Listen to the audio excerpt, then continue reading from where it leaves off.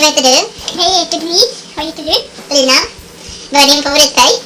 Svart, lila och blå. Vilken är din favoritfärg? Svart, blå och grön. Vad heter din bror? Emil, vad heter din bror? Mattias. Aha. Vilken skola går du på? Skrävarskola, vilken skola går du på? Wow, vi går på samma skola! Toppen! Hejdå! Hejdå! Hej! Vad gör du då? Hallå? Okej, jag går på skolan.